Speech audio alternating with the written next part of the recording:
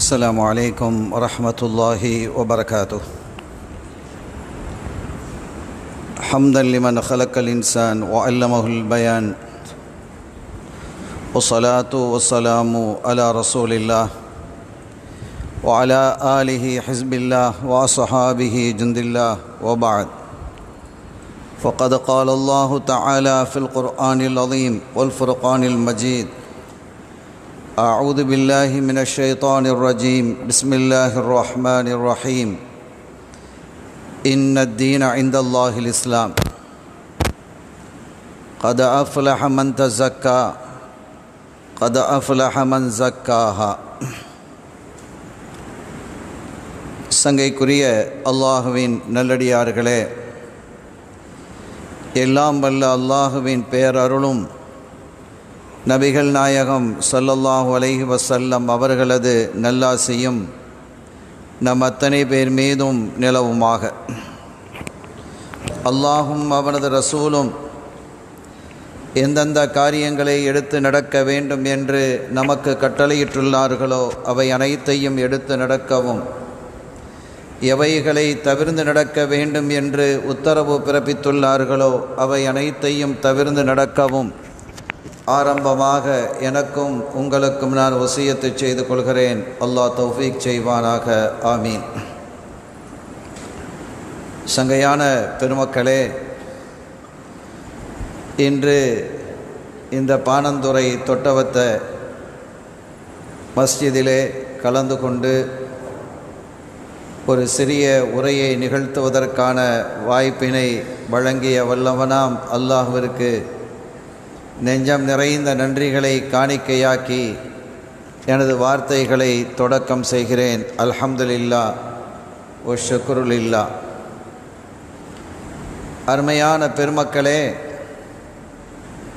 உலகத்தில் அல்லாஹ் மனிதர்களை பலவாறு படைத்திருக்கிறான். இன்றைக்கு உலகத்தில் 200 கோடி முஸ்லிம்கள் இருக்கிறார்கள். இந்த 200 கோடி முஸ்லிம்களும் அல்லாஹ்விடத்தில் சமமானவர்களா? ஒவ்வொருவரும் ஒரே அந்தஸ்தில் உள்ளவர்களா? ஒருவருக்கு ஒருவர் அல்லாஹ்வினுடைய சமூகத்தில் நிகரானவர்களா என்ற ஒரு கேள்வியை எழுப்பினால் இல்லை என்பதுதான் பதில். சில மனிதர்களை நாம் பார்க்கிறோம், அவர்கள் மிகச் சாதாரணமாக மக்கள் மன்றிலே பார்க்கப்படுவார்கள். ஆனால் அல்லாஹ்வினுடைய சமூகத்தில் மிக உயர்ந்தவர்களாக இருப்பார்கள். சில மனிதர்கள் மனித சமூகத்திலே மிக உயர்ந்த நிலையில் காணப்படுவார்கள். ஆனால் அவர்கள் அல்லாஹ்விடத்தில் மிக இழிவானவர்களாகவும் இருக்கலாம். ஒரு மனிதரை குறித்து ரசூல் ஸல்லல்லாஹு அலைஹி வஸல்லம் அவர்கள் கேட்கிறார்கள் தோழர்களை பார்த்து, இதோ செல்கிறாரே, இவரை பற்றி உங்களுடைய அபிப்பிராயம் என்ன என்று கேட்டான். சஹாபிகள் பதில் சொன்னார்கள், யா ரசூலல்லாஹ்,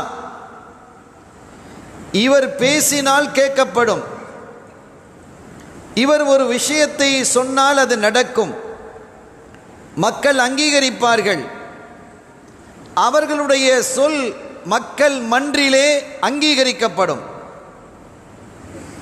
இன்னொரு மனிதர் சென்றார், இவரை குறித்து உங்களுடைய கருத்து என்ன என்று சொன்ன பொழுது, நாயகமே, மக்கள் மத்தியிலே ஒரு பிரபல்யமான நபர் அல்ல இவர், இவர் ஒரு சாதாரணமானவர், இவர் சொன்னால் மக்கள் கேட்பார்களா என்றால் இல்லை, கேட்க மாட்டார்கள், மக்கள் மன்றிலே பெரிதாக அங்கீகரிக்கப்பட்டவரும் அல்ல என்று சொன்னார்கள். ஸல்லல்லாஹு அலைஹி வஸல்லம் சொன்னாங்க, நீங்கள் ஒருவர் அங்கீகரிக்கப்பட்டவர், அவர் சொன்னால் மக்கள்லாம் கேட்பாங்க, அவர் சொன்னால் மக்கள் எடுத்து நடந்து கொள்வார்கள் என்று சொன்னீர்கள் அல்லவா? அல்லாஹ்விடத்தில் அவர் உயர்ந்தவர் அல்ல. எல்லாரும் அப்படி இருக்கணுங்கிறது இல்லை. ஸல்லல்லாஹு அலைஹி வஸல்லம் ஒரு நபரை பற்றி சொல்கிறாங்க.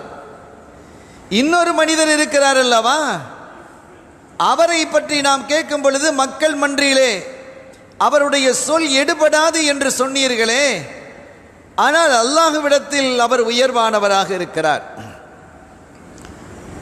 எனவே மக்கள் மத்தியில் எல்லாரும் சமமானவர்கள் அல்ல, வித்தியாசமானவர்களாகத்தான் எல்லாரும் இருக்கிறார்கள்.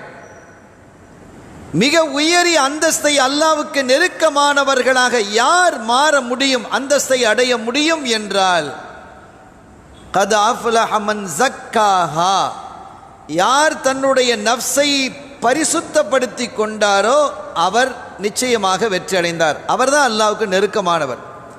அல்லாஹ் என்னையும் உங்களையும் நம்மை சார்ந்தவர்களையும் நம் சந்ததிகளையும் அப்படியே ஆக்கி வைக்கட்டுமாக. நம் இதயத்தை பரிசுத்தப்படுத்தி வேண்டும். இதய பரிசுத்தமாக இருந்தால் அவர் அல்லாஹ்விடத்திலே வெற்றி பெற்றவராக ஆகிறார். இதயத்தை பரிசுத்தப்படுத்துவது எப்படி என்பதற்கான வழிமுறைகளை சொல்லித் தருவதுதான் தரீக்கத். இன்றைக்கு இங்கே இந்த மன்றிலே குழுமி இருக்கக்கூடியவர்களெல்லாம் ஷாதுலியா தரீக்காவை சார்ந்த பெருமக்கள். ஒரு அற்புதமான தரீக்கா அது. சையதுனா அபுல் ஹசன் அலியின் ஷாதுலி ரலியல்லாஹு தஆலா அன்ஹு அவர்கள் இந்த சமூகத்தை சரியான பாட்டையிலே அழைத்து அல்லாஹ்வினுடைய சமூகத்திலே சேர்ப்பதற்காக வடிவமைத்து கொடுத்த அத்தகைய அற்புதமான பாதை தான் தரீக்கா தான் அத்தரீக்கத்து ஷாதுலியா. எனவே நாம் தரீக்கால இருக்கிறோங்கிற பேரில் மட்டும் இருக்கக்கூடாது. தரீக்காவினுடைய நடைமுறைகள், போதனைகள், அதனுடைய ஔராதுகள் மட்டுமல்லாமல் தரீக்காவினுடைய ஷேக்குகளாக இருக்கக்கூடிய அந்த நாதாக்கள் என்ன சொன்னார்களோ அந்த வழியில் நம்ம வாழணும், வாழ தலைப்படணும். அப்படி வாழும் பொழுது சில பிரச்சனைகள் நமக்கு வரலாம், சில சங்கடங்கள் வரலாம். அப்படி வந்தாலும் கூட அதையெல்லாம் நாம் எதிர்நோக்கக்கூடிய மனத்திடம் கொண்டவர்களாக நாம் மாறணும். அப்படி மாறினால் மாத்திரமே கத் அஃப்லஹ மன் ஸக்காஹா என்ற அந்த வசனத்தின் விரிவுரையாக, முகவரியாக நாம் மாற முடியும்.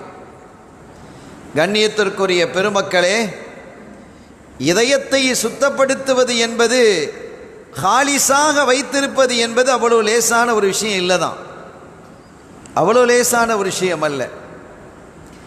எனக்கு ஒரு தகவல் நினைவுக்கு வருகிறது. ஒரு அரசன், அவன் ஒரு மஸ்ஜிதை எழுப்புகிறான். அவன் சொன்னான், இந்த மஸ்ஜிதை நான் மட்டுமே கட்டுவேன், என்னுடைய பொருளாதாரத்திலிருந்து மட்டும்தான் நான் கட்டுவேன்.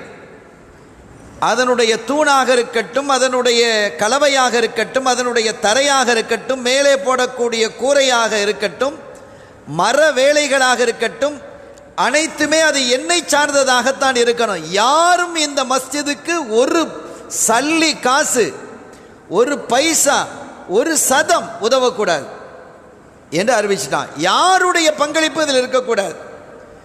முழுக்க முழுக்க அது என்னுடைய உழைப்பால் உருவான அந்த பணமாகத்தான் அது இருக்க வேண்டும். இந்த பள்ளிக்கு யாரெல்லாம் இந்த வேலைகள் செய்து கொண்டிருக்கிறார்களோ அவர்களுக்கான கூலியையும் நானே கொடுப்பேன். அது எத்தனை கோடி வந்தாலும் சரி, அதை நான் மாத்திரமே செய்வேன், யாரும் என்ன செய்யக்கூடாது, எதற்காக எந்த பங்களிப்பும் செய்யக்கூடாது என்று அறிவித்தான். அப்படித்தான் அது நடந்தது. யாரும் என்ன செய்யல, ஒரு பைசா சதம் கொடுக்கல. ஏன்னா கண்டிப்பாக அரசர் சொல்லி இருக்கிறார், எந்த காரணத்தை கொண்டும் யாரும் இந்த மஸ்ஜிதுக்காக ஒரு பைசா செலவழிக்க கூடாது, முழுக்க முழுக்க அது என்னால் உருவாக்கப்பட்டதாகவே இருக்க வேண்டும் என்று தெளிவாக சொல்லிட்டார். பள்ளிவாசல் கட்டி முடிக்கப்பட்டது. அதிலே பெயர் எழுதப்பட்டது அரசனுடைய பெயர், என்னுடைய பெயர் தான் அது எழுதப்படணும். அந்த மஸ்ஜிதுக்கு மன்னனினுடைய பெயரையே வைக்கப்பட்டது. அரசனுடைய பெயர் தான் அந்த பள்ளிக்கு. அரசர் ஒரு கனவு காணுகிறார். கட்டையெல்லாம் முடித்து திறப்பு விழா நடந்து மஸ்ஜிது பரிபாலனம், தொழுகை, வணக்க வழிபாடுகள்லாம் ஆரம்பிச்சிடுச்சு. ஒரு கனவு காணுகிறார். அந்த கனவிலே அவருடைய பெயர் இருந்த இடத்தில் வேறொரு பெண்ணினுடைய பெயர் இருக்கிறது. பள்ளிவாசல் இருக்குது கனவுல, அந்த பள்ளிவாசலுக்கு பெயர் அவருடைய பெயர் சூட்டப்பட்டிருக்கிறது. ஆனால் அந்த இடத்தில் மஸ்ஜிது அந்த இம்ராத்தினுடைய பெயர் இருக்கிறது. ஒரு பெயரினுடைய பெண்ணினுடைய பெயர் பதிவாகி இருந்தது. இவர் திடுக்கிட்டு விழித்தார்.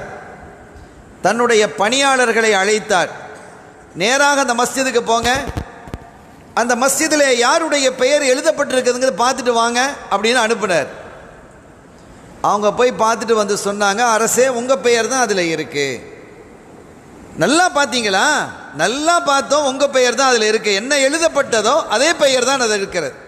சரி அல்ஹம்துலில்லாஹ்னு இருந்துட்டார். அவரும் காலையிலே போய் பார்த்திருப்பார், அந்த பெயர் தான் இருக்குது, மன்னருடைய பெயர் தான் இருக்குது. மறுநாள் கனவு, அதே கனவு மீண்டும் தொடருகிறது. அந்த கனவில் அந்த பெயர், பெண்ணினுடைய பெயர், ஒரே பெண். நேற்று கனவில் யாருடைய பெயர் அதிலே பதியப்பட்டு இருந்ததோ அதே பெண்ணினுடைய பெயரையே திரும்பவும் அவர் பார்க்கிறார். திடுக்கிட்டு போனார், விழித்தார். போய் பார்த்துட்டு வாங்க யாருடைய பெயர் இருக்குதுண்டு. நேராக போனாங்க. அந்த பணியாளர்கள்லாம் போய் பார்த்துட்டு வந்தாங்க. அரசே உங்கள் பெயர் தான் இருக்கு. இவருக்கு ஒன்றும் புலப்படலை. ஏன் அப்படி திரும்பவும் இந்த கனவு வந்தது? இரண்டாவது முறையும் அதே கனவு வருகிறதே என்று அவர் கொஞ்சம் யோசிக்க ஆரம்பித்தார். மூன்றாவது நாளும் அதே கனவு, அந்த பெண்ணினுடைய பெயர் இருக்கிறது. திகைத்து போனார். அப்போதும் அனுப்புகிறார், யாருடைய பெயர் இருக்கிறது என்று பார்த்து வாருங்கள், அரசே உங்க பெயர் தான் இருக்கு. அப்போ 3 நாளாக ஒரே கனவு. இந்த கனவை குறித்து கனவுக்கு விளக்கம் சொல்லக்கூடிய அறிஞர்கள் பேசுவாங்க. ஒரு கனவு 3 தடவை தொடர்ந்து வருகிறது என்றால் அது அல்லாஹ்வின் புறத்தில் உள்ளது அப்படிம்பாங்க. ஷைத்தானினுடைய புறத்திலிருந்தும் கனவுகள் வரும். அர்ருயா மின் அல்லாஹ் வல் ஹுலுமு மினஷ் ஷைத்தான். கனவை 2ஆ பிரிக்கிறாங்க. ஹதீஸிலேயே ஸல்லல்லாஹு அலைஹி வஸல்லம் பிரிக்கிறாங்க. அர்ருயா மின் அல்லாஹ் வல் ஹுலுமு மினஷ் ஷைத்தான். ருயா என்பது அல்லாஹ்வின் புறத்தில் உள்ளது, ஹுலும் என்பது அது ஷைத்தானின் புறத்தில் உள்ளது. அப்போ ஷைத்தானும் கூட கனவுகளை உருவாக்குவான். அவனுக்கு பெரிய ஆற்றல் இருக்குது, அதில் எந்த கருத்து மாற்றுபாடும் இல்லையே. அவன் எவ்வளோ பெரிய ஆளையும் பிரட்டி போட்டுருவான். அவன் எத்தகைய வலிமையான நஃப்ஸுகளையும் உடைப்பான். அவ்வளோ பெரிய ஆற்றல். இல்லா இபாதக்கல் முஹ்லசீன், பரிசுத்தமான உன்னுடைய சில அடியார்களை தவிர என்கிறான். அவங்கள ஒன்றும் செய்ய முடியாது. அவங்க யாருன்னா தங்களுடைய இதயத்தை தஸ்கியத்து செய்தவர்கள், இந்த வசனத்துக்கு உட்பட்டவர்கள். கத் அஃப்லஹ மன் ஸக்காஹா என்ற வசனத்துக்குள்ள யார் வந்துட்டாங்களோ, அந்த தர்பியத்தும் அந்த தஸ்கியத்தும் யாருக்கு வருகிறதோ அவர்களை ஒருபோதும் ஷைத்தான் வழிகெடுக்க முடியாது.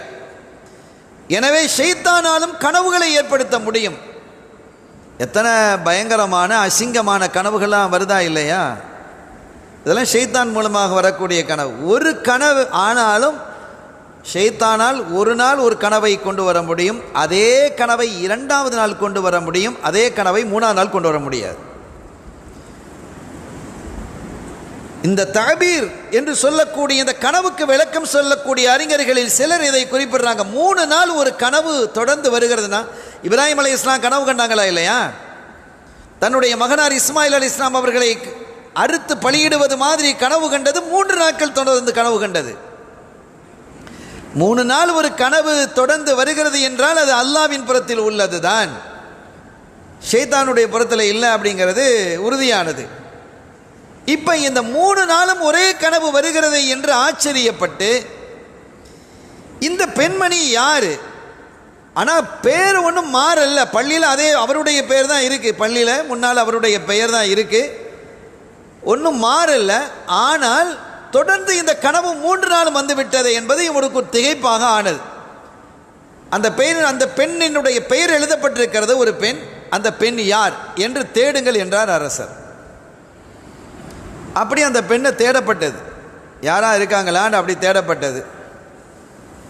தேடப்பட்டு தேடி தேடி தேடி பக்கத்து ஊரில் ஒரு பெண் அந்த பெயரில் இருக்கிறாங்க. ஒரே பேரில் பல பேர் இருப்பாங்க, ஒரே பேர் புது பேராக இருக்கும், யாருமே விட்டுருக்க மாட்டாங்க. அந்த மாதிரி ஒரு பெயராக இருக்கலாம். அந்த பெண்ணை கண்டுபிடித்து அரச சபையில் கொண்டு வர்றாங்க. வாங்க நீங்கள் வாங்க. இப்போ அரசர் விசாரிக்கிறார், நீங்கள் தான் இந்த பெண்ணா? ஆமாம், நான் தான் அந்த பெண்ணு. இந்த பள்ளிவாசலுக்கு என்ன உதவி புரிஞ்சிங்க? நான் என்ன உதவி புரிய? நீங்களே உதவி புரியக்கூடாதுன்னு அறிவிச்சிட்டீங்க. யார் இந்த பள்ளிக்கு ஒரு சதம் கூட வழங்கக்கூடாதுன்னு சொன்னதுக்கு பிறகு யாருமே வழங்க இல்லை. நானும் ஒரு ஏழை பெண்மணி, நான் நீங்கள் வழங்குங்கன்னு சொன்னாலும் வழங்க முடியாது. எனக்கு அவ்வளோ கஷ்டத்தில், நான் துன்பத்தில் இருக்கிறேன். இந்த பள்ளிக்காக தாராளமாக கொடுங்கள் என்று நீங்கள் சொன்னாலும் கூட என்னால் தர இயலாது. அப்படி இருக்கும் பொழுது நான் என்ன வழங்க முடியும்? நான் எதுவும் செய்யலை.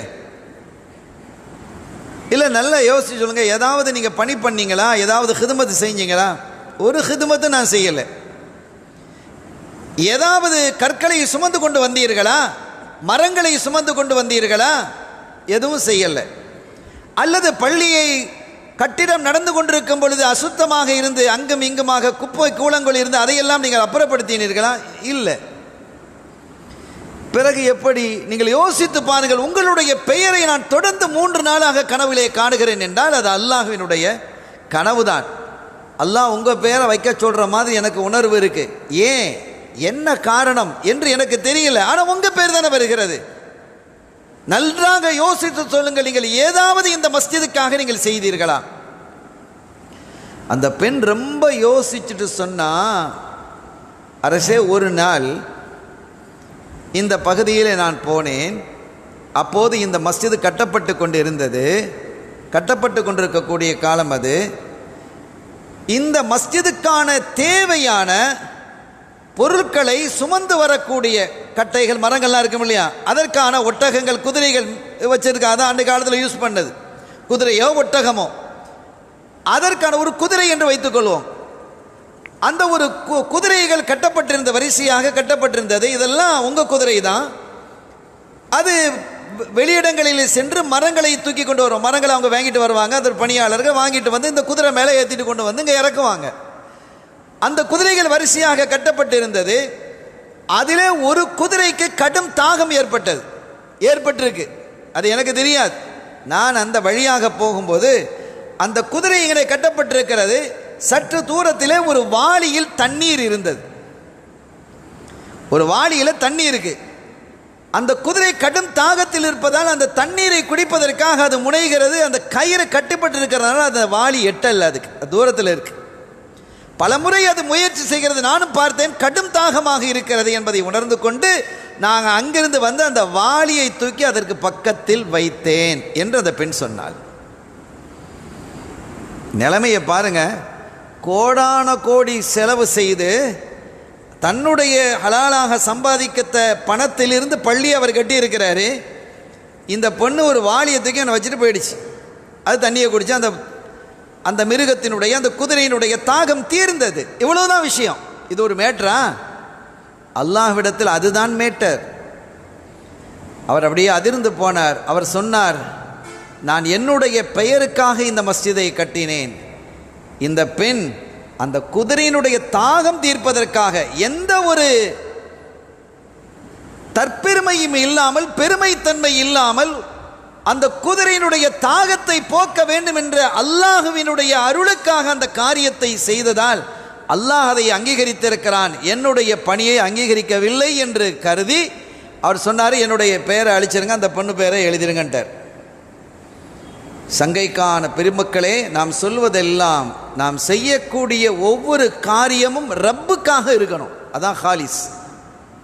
கத் அஃப்லஹ மன் ஸக்காஹா. நான் அதை கட்டினேன், நான் இதை செஞ்சேன், அதை கொடுத்தேன், இப்படி எத்தனைலாம் பேசுகிறான் மனுஷன். இப்படியெல்லாம் பேசுவது ஒரு மனிதனுடைய ஆகிரத்தை பாழாக்கிவிடும் என்பதை நாம் புரிந்து கொள்ளணும். சங்கையான பெருமக்களே, ஆக இதய பரிசுத்தம் என்பதை தான் தரீக்காக்கள் முக்கியத்துவமாக வழங்கி கொண்டிருக்கிறது. ஆனால் நமக்கும் அப்படி தரீக்காக்கு சம்பந்தம் இருக்கான்னு நம்ம பார்க்கணும். ஒவ்வொருத்தரும், நானும் சரி, நீங்களும் சரி. தரீக்கத்து நமக்கு எதை போதிக்கிறது என்றால் தஸ்கியத். நீங்கள் பரிசுத்தமாறீங்க, அடுத்தவர்களை பற்றி தப்பபிப்பிராயம் கொள்ளாதீர்கள். அப்படி கொள்வதால் உங்களுக்கு சங்கடங்கள் ஏற்பட்டு போய்விடும். உங்களுடைய அமல்கள் கபூல் இல்லாமல் போயிடும். இன்ன பஅலல்லன்னி இஸ்முன், அல்லாஹ் சொல்றான், உங்களினுடைய எண்ணங்களில் சிலது பாவமாக இருக்கிறது, அடுத்தவங்களை பற்றி தப்பாக கருதாதீங்க அப்படின்னு அல்லாஹ் சொல்றான். இப்போ நம்ம பேசுறதும் நாம் சிந்திப்பதும் கூட நிறைய தப்பாகவே இருக்கிறது. அடுத்தவர்களுடைய குறைகளை பார்க்கிறோம், நம்முடைய நிறைகளை பார்க்கிறோம். நம்ம இடத்துல இந்த குறைகளை பார்க்கணும், அடுத்தவங்க இடத்துல நிறைகளை பார்க்கணும். இதுதான் தரீக்கத். தரீக்கத்துன்னா அடுத்தவர்களுடைய நிறைவை பார்க்கணும், தன்னிடத்தில் இருக்கக்கூடிய குறைவை பார்க்கணும். இது தரீக்கா. ஆனால் நாம் என்ன சொல்கிறோம்? இப்போ உதாரணமாக நீங்கள் வச்சுக்கோங்களேன், ஒரு பாதையில் போய்கிட்டு இருக்கிறோம், ஒரு முள் நம்முடைய காலில் குத்திடுச்சின்னு வைங்க, காயமாயிடுச்சு, அல்லது ஒரு கண்ணாடி கிழிச்சு காயமாயிடுச்சு, கட்டு போட்டுருக்கிறோம். ஒருத்தர் கேட்குறாரு, என்ன காலில் கட்டு போட்டு இருக்கிறீங்களா, அது என்ன அப்படின்னு கேட்குறாரு. நம்ம என்ன சொல்லுவோம்? கண்ணாடி கிழிச்சிடுச்சு, முள் குத்திடுச்சு அப்படின்னு சொல்லுவோம். கண்ணாடி வந்து கிழிச்சுதா, முள் வந்து குத்தியதா? நாம் போய் முள்ளில் கால் வைத்தோம், நாம் போய் கண்ணாடியில் கால் வைத்தோம். அது வந்து ஒன்றும் கிழிக்க இல்லை, செய்த தவறு நம்முடையது. அதுவாக கண்ணாடி பறந்து வந்து நம்முடைய காலை கிழிச்சுதா, அல்லது ஓடி வந்ததா, அல்லது முள் உருண்டு வந்து நம்முடைய காலில் வந்து குத்திடுச்சா? அப்படி செய்கிறது இல்லையே. அது நாம தேடி சென்று அதன் மீது காலை வைத்ததால் அது காயப்படுத்தியது. இதுதானே நடந்தது. இப்போ நாம் என்ன சொல்கிறோம்? அந்த குற்றத்தை யார் மீது சுமத்துகிறோம்? கண்ணாடி கிழித்தது, முள் குத்தியது என்று அந்த குற்றச்சாட்டை அவைகளின் மீது சுமத்துகிறோம். இது மனித இயல்பு. இது சாதாரணமான விஷயம். ஆனால் ஒவ்வொரு மனிதனும் இன்னொரு மனிதனின் மீது குற்றங்களை சுமத்தி கொண்டு நான் செய்தது சரி, அவன் செய்தது பிழை என்று பேசுவது தரீக்கத்திற்கு முரணானது என்பதை நாம் புரியணும். ஆக அது தஸ்கியத்துக்கு உட்பட்டது அல்ல என்பதை நாம் விளங்கிக் கொள்ளணும். சில மனிதர்களை வந்து நம்ம கணிக்க முடியாது, அவர்களுடைய வெளித்தோற்றத்தை வைத்து கணிக்க முடியாது. ருப்ப அஷ்அத அக்பர ஸல்லல்லாஹு அலைஹி வஸல்லம் ஒரு செய்தி சொல்கிற முஸ்லிம் ஷரீஃபில் இடம்பெறுது. சில மனிதர்கள் இருக்கிறார்கள், அவர்களை பார்த்தா பங்கரையாக இருப்பாங்க, முடியெல்லாம் களைஞ்சு போயிருக்கும், புழுதி படிந்தவர்களாக இருப்பார்கள். மதுஃபூஉம் பில் பாப், ஒரு வீட்டு வாசலுக்கு, ஒரு வீட்டில் வந்தால் ஒரு ஃபங்க்ஷன் நடக்குது, அங்கே வந்தால் அந்த வீட்டில் அந்த ஃபங்க்ஷனில் வெளியில் அந்த ஹாலில் நிற்கக்கூடிய அந்த செக்யூரிட்டி தடுத்து நிறுத்துவான். மதுஃபூஉம் பில் பாப், நீங்களாம் உள்ளே போக முடியாது, அதெல்லாம் விஐபிகள் போகிற இடம், நீங்கள் உள்ளே வரையலாது, நீங்களாம் வெளியில் போங்க அப்படின்னு அனுப்பி விடுவான். ஆனால் அத்தகைய மனிதர்களில் சிலர் இருக்கிறார்கள், அவர்கள் கரமேந்தினால் அல்லாஹ் உடனடியாக அங்கீகரிக்கிறான். நம்ம ரொம்ப கவனமாக இருக்கணும். அல்லாஹ்வினுடைய நேசர்களாக இருக்கக்கூடிய அந்த நல்லடியார்களை புண்படுத்திடக்கூடாது, வேதனைப்படுத்திடக்கூடாது. அல்லாஹ்வோடு நெருக்கமாக இருக்கக்கூடிய அந்த மக்களை நாம் யாருன்னு தெரியாது, நமக்கு தெரியாதில்ல, யாருன்னு தெரியாத போது அவர்களை நம்ம யாரையுமே புண்படுத்தக்கூடாது, மிக கவனமாக இருக்கணும் என்பதை இங்கே நான் சொல்லுவேன். மாலிக் இப்னு தீனார் ரலியல்லாஹு தஆலா அன்ஹு அவங்க குறிப்பிடுறாங்க, நான் பஸராவுக்கு போனேன். பஸரா ஒரு மஸ்ஜிதிலே நான் நுழையும் பொழுது அங்கே மக்கள் பெரும் கூட்டமாக இருந்து தொழுகையை முடித்து துஆ செய்து கொண்டிருந்தார்கள். என்னன்னு நான் கேட்டேன். ரொம்ப நாளாக மழை இல்லை, அந்த மழைக்காக வேண்டி நாங்கள் என்ன செய்கிறோம்? பிரார்த்திக்கிறோம் என்று அவர்கள் குறிப்பிட்டார்கள். லுஹருக்கு பிறகு நடந்தது, அசருக்கு பிறகு நடந்தது, மக்ரிபுக்கு பிறகு நடந்தது, இஷாவுக்கு பிறகு தொடர்ந்து துஆக்கள் செய்து கொண்டே இருந்தார்கள். ஆனால் அவங்களுக்கு மழை கிடைக்க இல்லை. எல்லாரும் துஆ செஞ்சுட்டு போயிட்டாங்க. போனதற்கு பிறகு நான் மஸ்ஜிதிலேயே இருந்தேன். அப்போது ஒரு மனிதர் வந்தார், ஒரு கருத்த மனிதர், ஒரு கருப்பு அடிமை. அவர் அங்கே வர்றாரு, வந்து பிரார்த்திக்கிறார், தொழுகிறாரு. தொழுகையில் சுஜூதில் ஒரு பிரார்த்தனை செய்கிறார். அந்த பிரார்த்தனை செய்த போது மழை கொட்டு என்று கொட்டியது. எனக்கு ஆச்சரியமாக இருந்தது. இவர் யாரு அப்படிங்கிறது நான் தெரிந்து கொள்ள வேண்டும் என்பதற்காக அவர் வெளியே போன பிறகு அவர் முதல்ல துஆ ஓதுறதுக்கு முன்னால் அப்படி அங்கேயும் இங்கேயும் ஒரு பார்வை பார்த்துக்கிட்டார், யாராவது இருக்கிறாங்களா அப்படின்னு பார்க்குறார். யாராவது இருக்கிறாங்களா அப்படின்னு பார்த்துட்டார். யாரும் இல்லை என்று பிறகுதான் அவர் அந்த துஆவை ஆரம்பிக்கிறார். இறைவா மழையை பெய்யவை, எவ்வளோ காலத்துக்கு இந்த மக்களை கஷ்டப்படுத்துவா, ரொம்ப உரிமையோடு கேட்குறார். இப்போ சாதாரணமாக ஒரு அமலை செய்கிறதாக இருந்தால் இந்த அமலை நாம் வெளிக்காட்டுகிறோம். அமல் செய்யணும், கூடுதலாக செய்யணும், கூட்டாக செய்யணும், தனியாக செய்யணும். ஆனால் நம் இதயம் மாத்திரம் அல்லாஹ்வோடு தஅல்லுக்காக இருக்கணும். அதில் கூட்டு வரக்கூடாது. இவர் பள்ளிவாசல் எப்பவும் இவரை பள்ளிவாசலில் பார்க்கலாம் அப்படின்னு மக்கள் சொல்லக்கூடிய நாட்டம் நமக்கு வரக்கூடாது. பள்ளியில் பார்க்கணும், ஆனால் அந்த எண்ணம் நம்முடைய கல்வியில் வரக்கூடாது. அப்படி யாராவது சொன்னால் அது நமக்கு கஷ்டத்தை தர வேண்டும், இஷ்டத்தை தரக்கூடாது. இவரா அவ்வள் ஜமாத்தில் நிற்பார் அப்படின்னு சொல்லும்போது நமக்கு ஒரு சந்தோஷம் வருகிறது என்றால் நம்முடைய கல்வி பரிசுத்தம் இல்லை என்ற அர்த்தம். ஆக இப்படிப்பட்ட ஒரு நிலை வருகிறதே என்று வருத்தம் வர வேண்டும். சங்கையான பெருமக்களே, அப்படிப்பட்ட ஒரு தஸ்கியத்தை போதிக்கக்கூடியது தான் தரீக்கத். அந்த வகையிலே இந்த மனிதர் அங்கேயும் இங்கேயும் பார்க்குறாரு, யாராவது பார்க்குறாங்களாண்டு, யாரும் ஆனால் என்ன பார்க்கல. நான் ஒரு ஓரமாக இருந்தேன், அவர் என்ன கண்டுக்கிட இல்லை. அவரை மாலிக் இப்னு தீனார் சொல்கிறாங்க, அவர் என்ன கண்டுக்கிட இல்லை. எனக்கு நான் இருப்பது அவருக்கு தெரியாது, அவர் இருக்கிறது எனக்கு தெரியுது. எனக்கு ஒரு வித்தியாசமாகவும் பட்டது. அவர் வந்ததும் தொழுததும் அங்கும் இங்குமாக பார்த்ததும் எனக்கு வித்தியாசமாகப்பட்டது. நான் கூர்ந்து கவனித்தேன். அவர் கேட்ட பிரார்த்தனையை கூட நான் மனனம் செய்தேன். அந்த அளவுக்கு அவர் கிளீனாக கேட்டுக்கிட்டாங்க. அல்லாஹ்விடத்தில் வேண்டிட்டு அவர் வெளியில் போகிறதுக்கு முன்னாலேயே மழை கொட்டோன்னு கொட்டிடுச்சு. இவர் யாருங்கிறது தெரியணுங்கிறதுக்காக அவரை போக விட்டு கொஞ்சம் பின்னாலேயே இவங்க போகிறாங்க. நானும் போனேன். மாலிக் இப்னு தீனார் ரலியல்லாஹு தஆலா சொல்கிறாங்க, நான் போய் பார்த்தேன். ஒரு கட்டத்தில் அவர் எங்கே நுழைகிறார் என்றால், அடிமைகள் விற்கப்படக்கூடிய இடத்துல உள்ள போகிறார். அடிமைகள் விற்கப்படக்கூடிய இடத்துக்குள்ளே போகிறார். அப்போ நான் விளங்கிட்டேன், ஒரு அடிமை போல அப்படின்னு நான் என்ன செஞ்சுக்கிட்டேன், விளங்கிக்கிட்டேன். ஒரு அடையாளமாக அந்த இடத்தினுடைய பகுதியில் ஒரு அடையாளம், ஒரு சாக் ஏதோ ஒரு குச்சி ஏதோ எடுத்து நான் ஒரு அடையாளப்படுத்தி விட்டு தான் நான் வெளியில் போனேன், இரவு நேரமாக இருப்பதால்.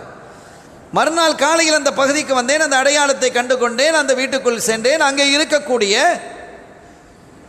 அந்த முதலாளி இடத்திலே நான் கேட்டேன், பாஸ் இடத்துல கேட்குறேன், எனக்கு ஒரு அடிமை நான் வாங்க வந்திருக்கிறேன். இது அடிமை வீடுங்கிறது தெரிஞ்சு போச்சு, அடிமைகளை விற்கக்கூடிய இடம் சந்தை அப்படிங்கிறது புரியுது. நான் கேட்டேன், ஒரு அடிமையை வாங்கினேன். வரிசையாக காட்டினார். இவரா யாரும் இல்லை. நான் அந்த ஆளை காணலை. எனக்கு அந்த முகம் நன்றாக ஞாபகம் இருக்கிறது, யாருமே இல்லை. அப்போ அவர் சொன்னார், இவ்வளோதான் இங்கே பேர் இருக்கிறாங்க, வேறு யாரும் கிடையாது. இல்லை, நான் ஒரு ஆளை பார்த்தேன். அவர் இல்லையே, நான் எல்லாரையும் காட்டிட்டேனே. இல்லை, நான் பார்த்தேனே, இந்த பகுதி இதுக்குள்ளே தான் நுழைந்தார். ஓஹோ, இதுக்குள்ளே நுழைந்தால் பக்கத்தில் ஒரு கூடாரம் இருக்குது. அவராங்கிறத நீங்கள் என்ன செய்யுங்க, போய் பாருங்கள். அவரை அழைத்த போது அவர் அடிமை தான், ஆனால் அவர் பிரயோஜனமற்ற ஒரு அடிமை. அவர் பெருசாக வேலையெல்லாம் செய்ய மாட்டார். அவரான்னு பார்க்கலான்னு சொல்லி அவரை அழைக்கப்பட்டது. பார்த்தா அவர் வர்றார், இவர் தான். அப்போ அந்த மோனர், அந்த முதலாளி சொல்கிறாரு, இவரை வாங்காதீங்க, இவர் ஒரு கூறு கெட்டவர், இவர் வேலையும் செய்ய மாட்டார், இவரால் உங்களுக்கு பிரயோஜனம் இருக்காது, திருப்பி தான் கொண்டு வந்து என்கிட்ட தந்துவீங்க. என்ன ஆளை தந்திருக்கிறீங்க, நல்ல பொருளை தரலையா அப்படிங்கிற மாதிரி இவர் திருப்பி கொண்டு தந்துருவீங்க என்று அவர் சொல்லுகிறார். அப்போ மக்கள் மன்றிலே அவர் ஒரு பெரிய நபர் அல்ல, ஒரு சாதாரணமானவர், சாதாரணமாக பார்க்கப்படக்கூடியவருங்கிறது விளங்குறமா இல்லையா?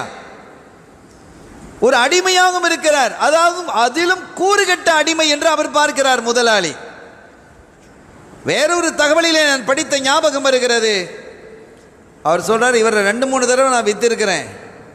அப்படி வித்த போது அந்த வாங்கி சென்றவர்கள், என்ன ஒரு நல்ல அடிமை இல்லையா இவர், எப்போ பார்த்தாலும் சிந்திச்சுக்கிட்டே இருக்கிறார், அப்படியே வானத்தை பார்த்துட்டு இருக்கிறார், இவர் வானா ஒரு வேலை செய்ய தெரியல, திருப்பி தந்துட்டாங்க. அதை போல் நீங்கள் திருப்பி தந்துடுவீங்க? இல்லை, ஒருபோதும் நான் திருப்பி தர மாட்டேன், நான் வந்த நோக்கமே வேற, நீங்கள் வாங்க, நான் வாங்கி கொள்கிறேன் என்று வற்புறுத்தி அவரை வாங்கி சென்றேன். அப்படி வாங்கி சென்ற போது நான் வீட்டுக்கு போன போது அவர் கேட்டார், என்ன எதுக்காக நீங்கள் இவ்வளோ கஷ்டப்பட்டு வாங்குறீங்க? என்னுடைய குறைகள், நான் கூறு கட்டவன், ஒரு வேலையும் செய்ய தெரியாது, ஒரு வேலையும் செய்ய மாட்டேன்னு என்னுடைய முதலாளி உங்ககிட்ட சொல்கிறாரு.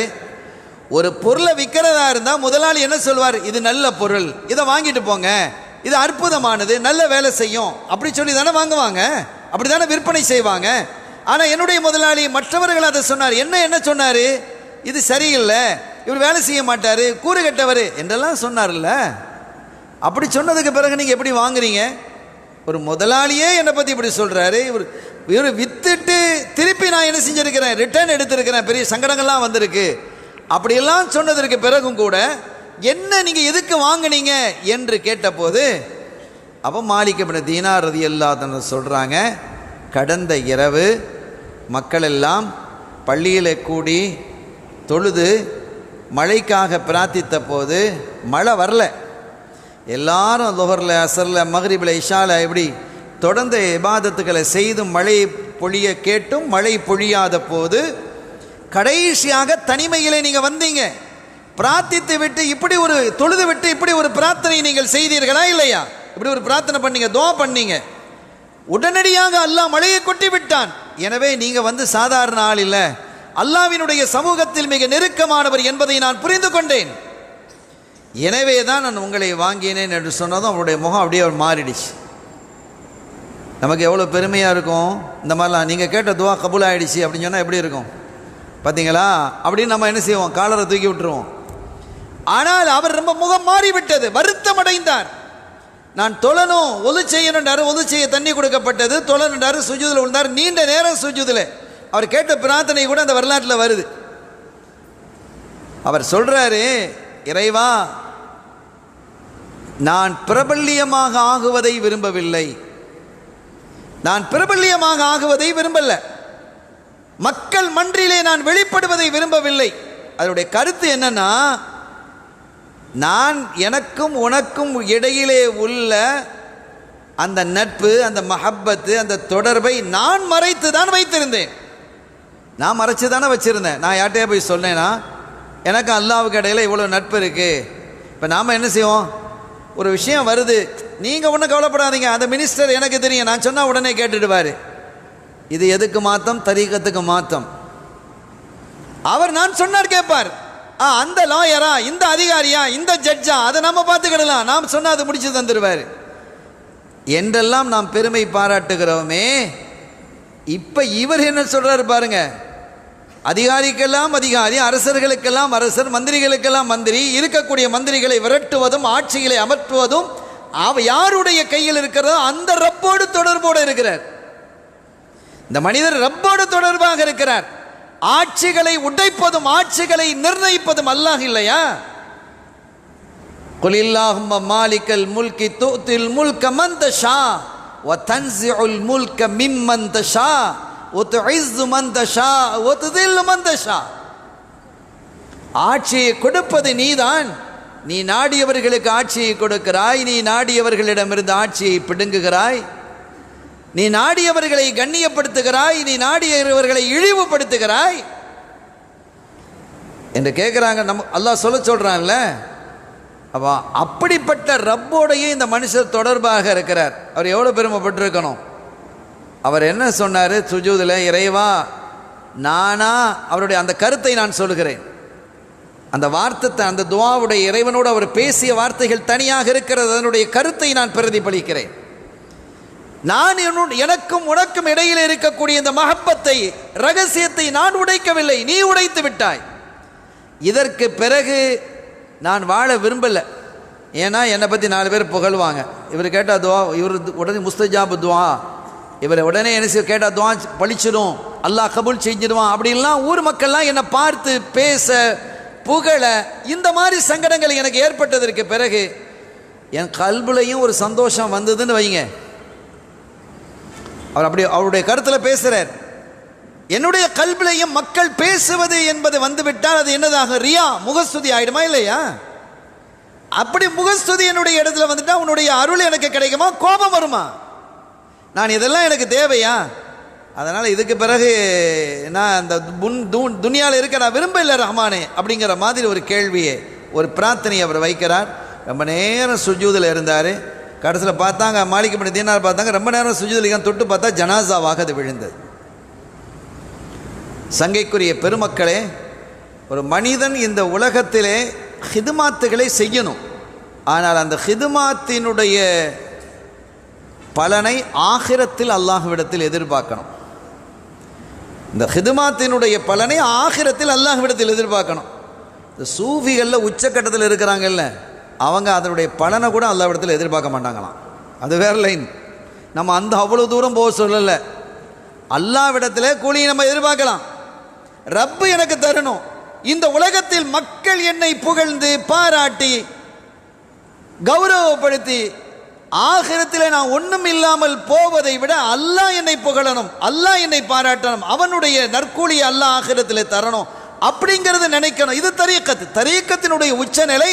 அல்லாஹ்விடத்திலும் கூட நீங்கள் என்ன செய்யக்கூடாது, இந்த கூலி எதிர்பார்க்கக்கூடாது. அப்போ வேற என்ன எதிர்பார்க்கணும்? எல்லாம் தரீக்காவாதிகள்ங்கிறதுனால ஒரு வார்த்தையை சொல்லுகிறேன். எதை எதிர்பார்க்கணும்னா அல்லாஹுவையே எதிர்பார்க்கணும், அல்லாஹுவையே நீங்கள் எதிர்பார்க்கணும் என்று பெருமக்கள் நமக்கு சொல்லி தருவாங்க. இந்த மனிதர் அதோடு என்ன செஞ்சிட்டார், மரணித்து விட்டார் என்ற வரலாற்றை நாம் படிக்கிறோம். எவ்வளவு பரிசுத்தமாக கல்பில் இருந்திருக்கணும்.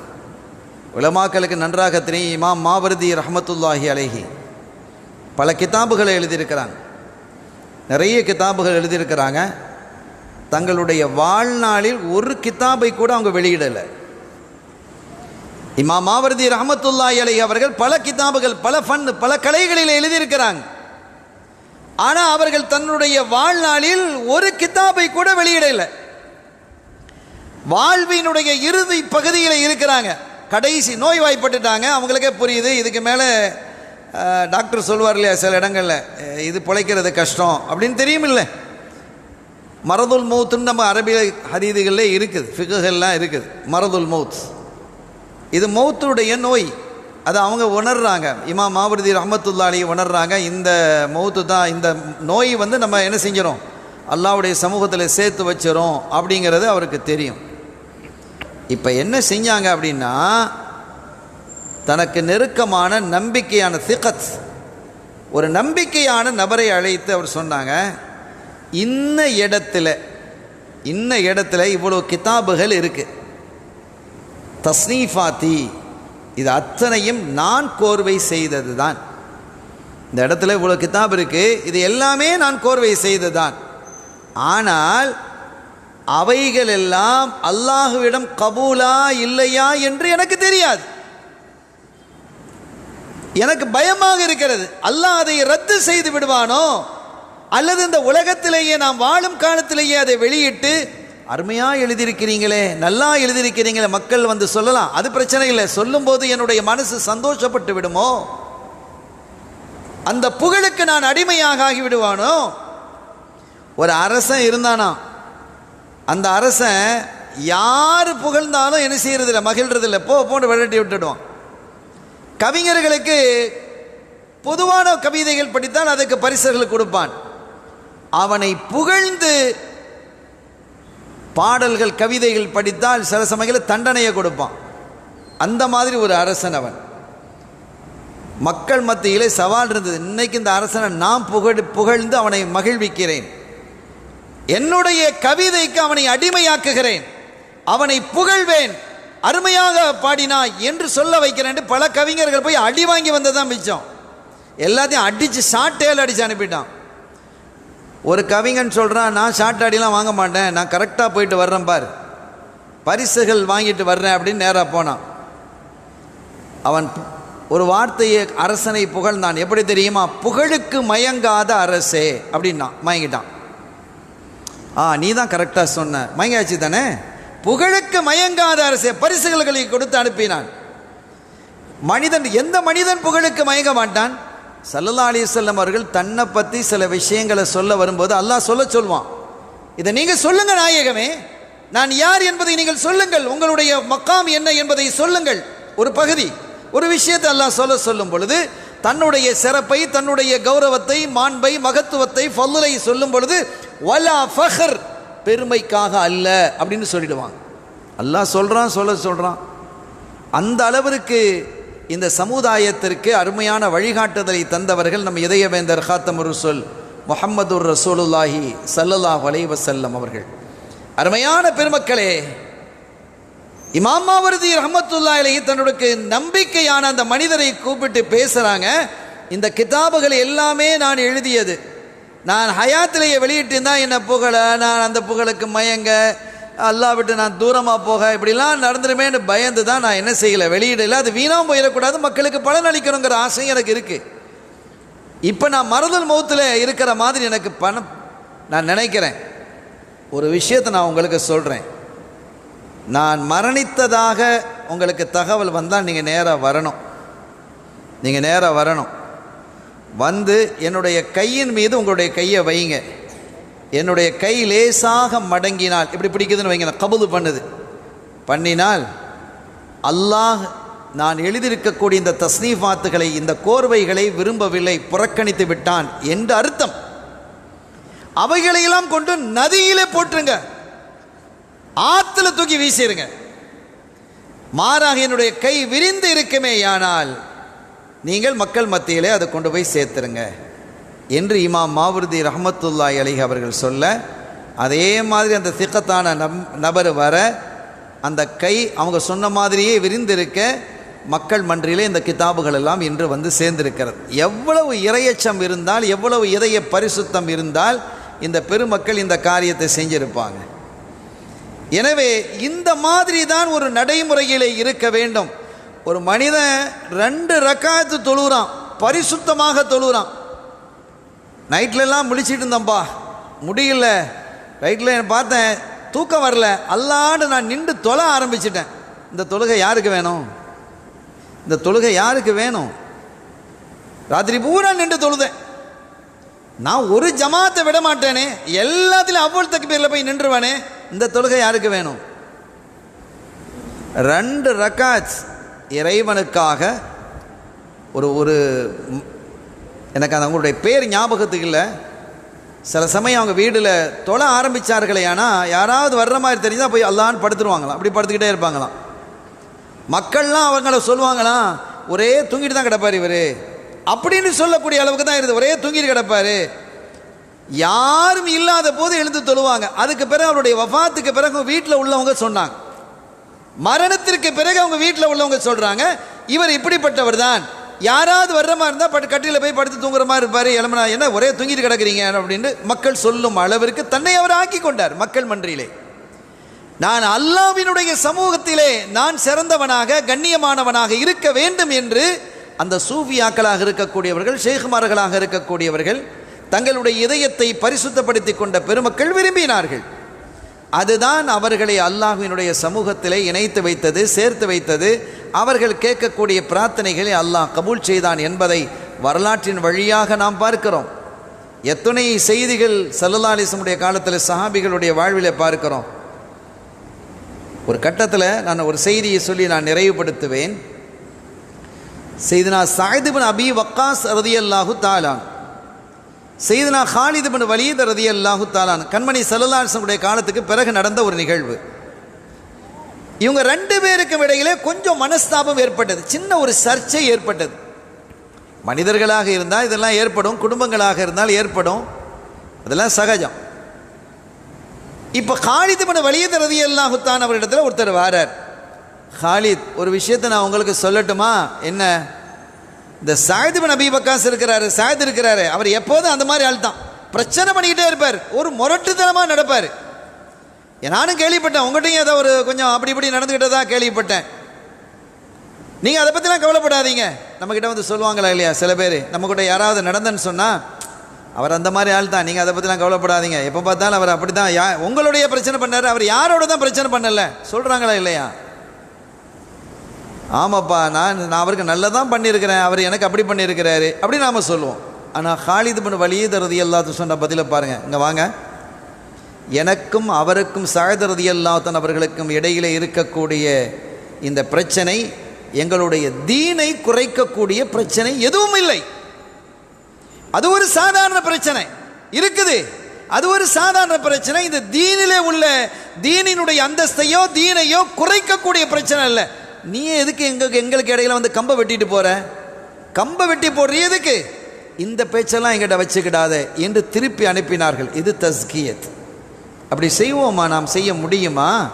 அந்த பக்குவம் நமக்கு வருகிறதா? வருகிறது என்றால், வந்துவிட்டது என்றால், கத் அஃப்லஹ மன் தஸக்கா கத் அஃப்லஹ மன் ஸக்காஹா என்று அல்லாஹ் இந்த வசனங்களின் வாயிலாக யாரை குறிப்பிடுகிறானோ அந்த பட்டியலில் நாம் வந்து விடுவோம்.